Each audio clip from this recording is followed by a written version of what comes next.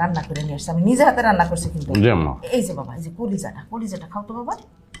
আরে আমার বাজান, জানিস দীপা, আমার জামাইয়ের মতো জামাই লাখে একটা পাওয়া যায় না।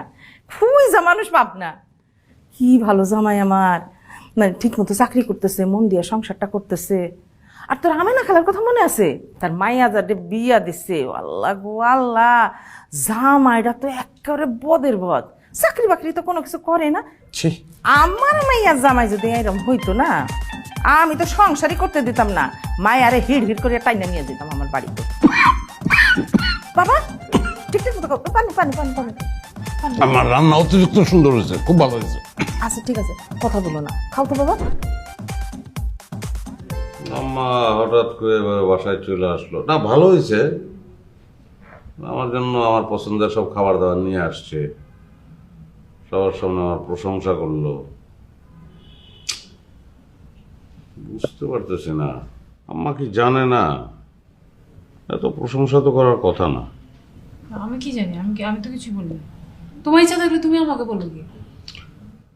না সেটা ঠিক হবে না, কষ্ট পাবে।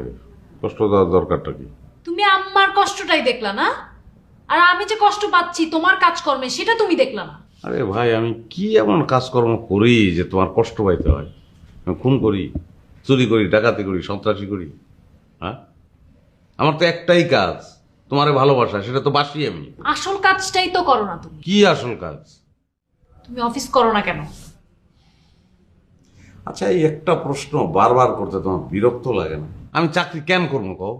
হ্যাঁ, ঢাকা শহরে কয়টা বাড়ি আমার, লাখ লাখ টাকা পকেটে আসতেছে, অভাবটা কোন জায়গায় আমার? পকেটের অভাবের সাথে এখানে কথা হয়েছে? অভাবটা হচ্ছে তোমার মানসিকতায়। আমার বন্ধু বান্ধব আত্মীয় স্বজন কাউকে আমি একটা অ্যান্সার দিতে পারি না। আমি কি কেউ জিজ্ঞেস করলে আমি বলতে পারি না আমার হাজবেন্ড কি করে। আমার খারাপ লাগে না এগুলো, আমার কষ্ট লাগে না? আমার আম্মা কি বলছিল তোমাকে বিয়ের সময়? শর্ত দিছিল না যে আমাকে বিয়ে করতে হলে তোমার চাকরি করতে হবে? তুমি তো আমার আম্মার কথার উপর খেলাপ করতেছো এখানে। বুঝে গেছি ভাই, তোমার মেজাজ গরম হয়েছে, তোমার সামনে থাকার আমার দরকার নেই। আমি ড্রয়িং রুমে যেতেছি, মাথা ঠান্ডা হইলে অন্য দিও।